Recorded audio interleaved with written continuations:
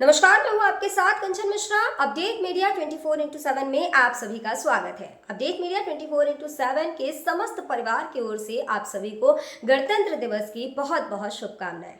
यह दिन हमारे देश की स्वतंत्रता, समानता और भाईचारे का प्रतीक है। 26 जनवरी 1950 को हमारा संविधान लागू हुआ था, जिसने हमें लोकतंत्र में अपने अधिकारों और कर्तव्यों का बोध कराया। हमें गर्व है कि हमारे संविधान ने हर नागरिक को समानता, स्वतंत्रता और न्याय का अधिकार दिया है। यह दिन भारत के संविधान लागू होने की याद में मनाया जाता है। भारत का संविधान 26 जनवरी 1950 को लागू हुआ था।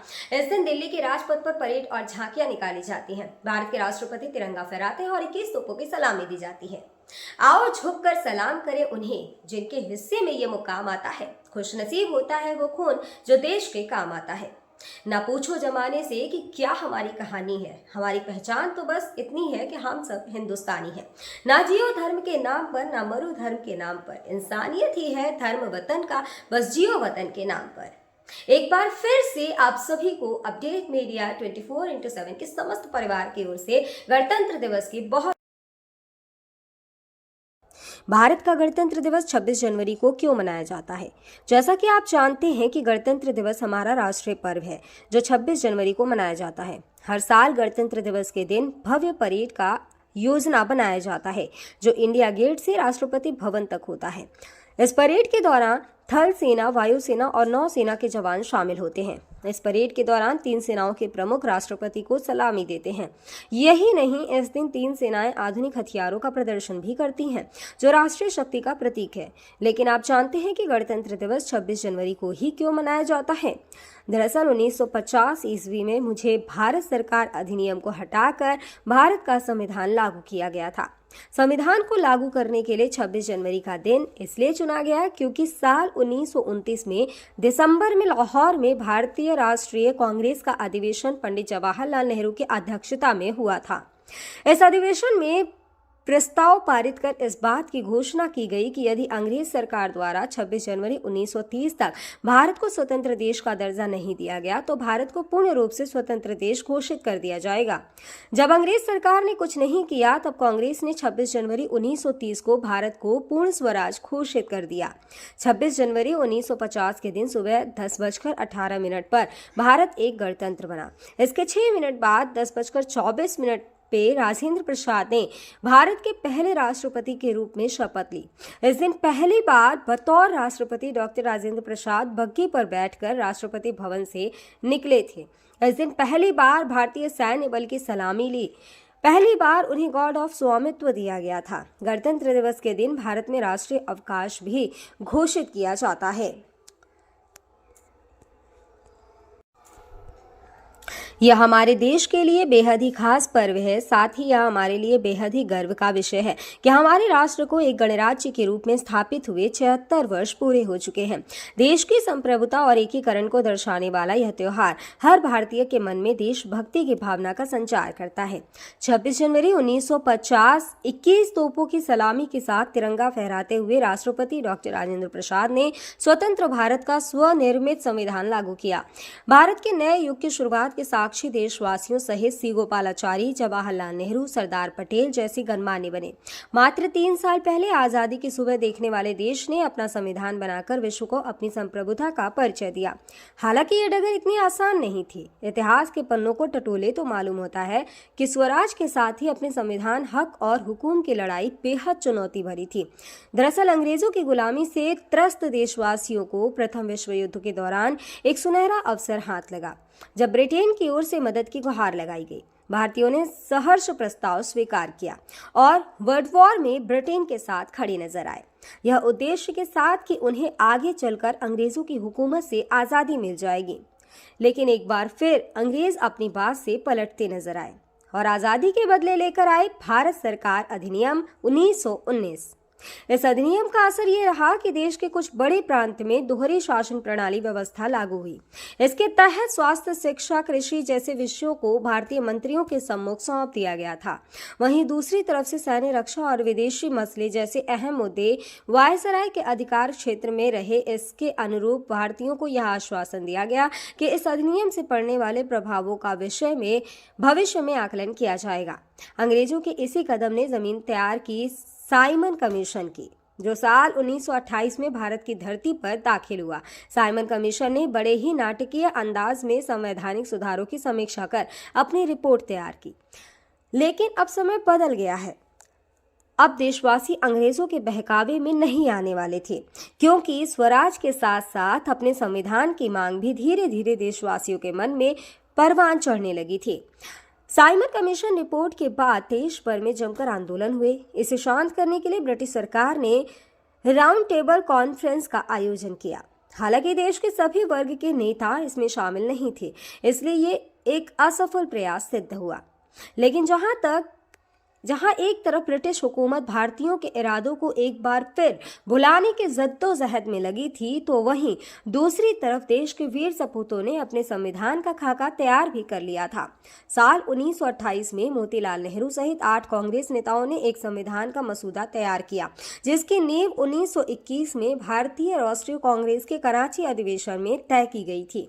इस तरह स्वतंत्र भारत के संविधान की रूपरेखा सजने लगी थी। समय का पहिया आगे बढ़ता गया। फिर आया गवर्नमेंट ऑफ इंडिया एक्ट 1935, जिसे हमारे संविधान का संरचनात्मक आधार कहा जाता है।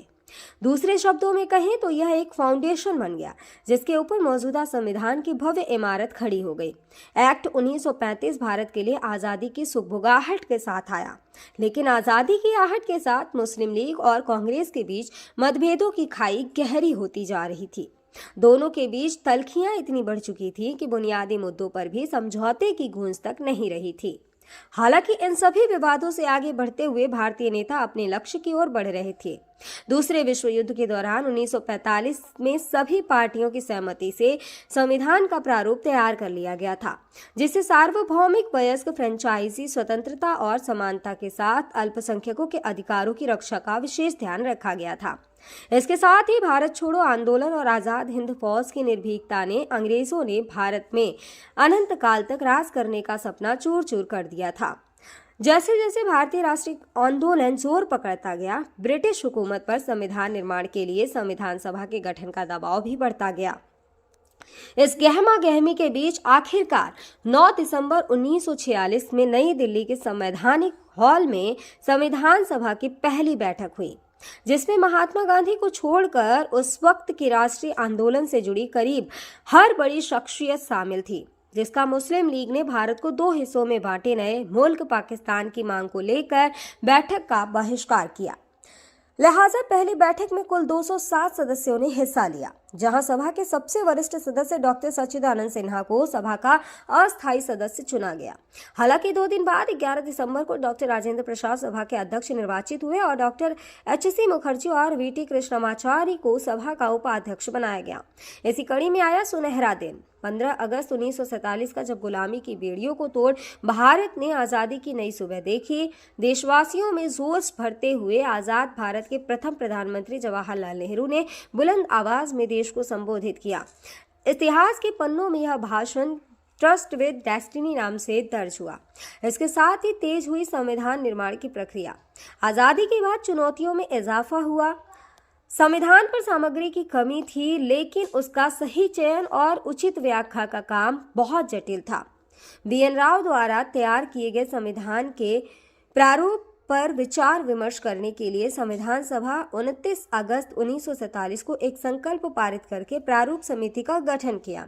इसके अध्यक्ष के रूप में डॉक्टर भीमराव अंबेडकर को चुना गया। इस समिति में अंबेडकर के अलावा 6 और सदस्य थे।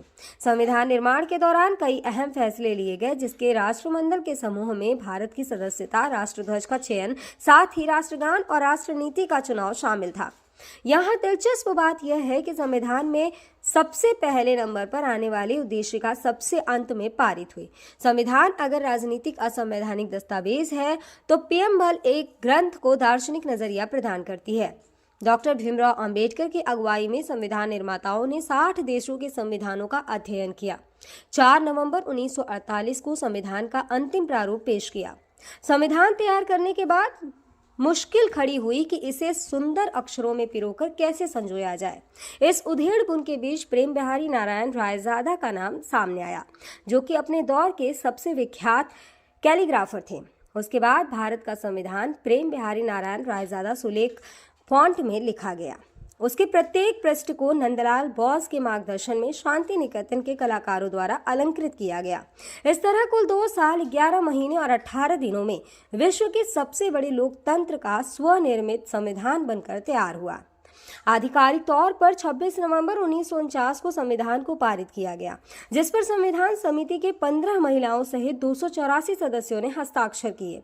वहीं संविधान लागू करने के लिए 26 नवंबर को चुना गया, क्योंकि 26 जनवरी 1930 को भारतीय कांग्रेस के लाहौर अधिवेशन में पूर्ण स्वराज का प्रस्ताव रखा गया था। इतिहास में इसे प्रथम स्वतंत्रता दिवस के रूप में भी जाना जाता है। यही कारण है संविधान लागू करने के लिए भारत के प्रथम स्वतंत्रता दिवस यानी 26 जनवरी को चुना गया। 26 जनवरी 1950 दिल्ली की सर्दी को देशभक्ति मात दे रही थी, जब राजगोपालाचारी ने अपने शब्दों में भारत को संप्रभु लोकतांत्रिक गणतंत्र घोषित किया। इसके बाद डॉक्टर राजेंद्र प्रसाद को भारत के पहले राष्ट्रपति की शपथ दिलाई गई। उसके बाद सार्वजनिक समारोह की शुरुआत हुई, जिसमें राष्ट्रपति डॉक्टर राजेंद्र प्रसाद और मुख्य अतिथि इंडोनेशिया के अध्यक्ष सुकर्नो हुए और मुख्य अतिथि इंडोनेशिया के अध्यक्ष सुकर्नो भी शामिल हुए। इसी तरह दिनांक 26 जनवरी 1950 इतिहास के पन्नों में स्वर्णिम अक्षरों में दर्ज हो गया। ग्राम वरुआई, ब्लॉक अजीतमल, जनपद औरैया, प्रधान शारदा देवी की ओर से समस्त गांव वासियों, नगर वासियों और देशवासियों को गणतंत्र दिवस की बहुत बहुत शुभकामनाएं। और साथ ही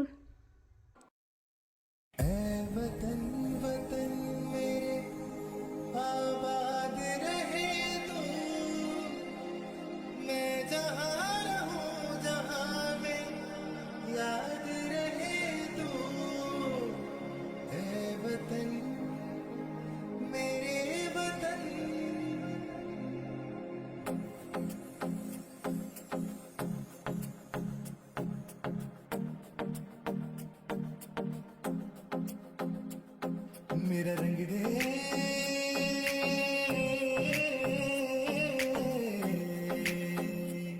मेरा रंग दे बसंती चोला, माए रंग दे, मेरा रंग दे बसंती चोला, माए रंग दे, मेरा रंग दे बसंती चोला, रंग दे।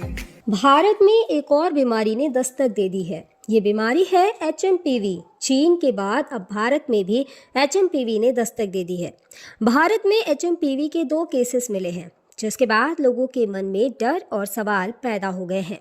सवाल ये कि HMPV वायरस क्या है, HMPV वायरस के लक्षण क्या है, HMPV वायरस से कैसे करें बचाव और क्या HMPV कोई नया वायरस है। अगर आपके मन में भी ये सवाल है तो यहाँ आपको हर सवाल के जवाब मिल जाएंगे।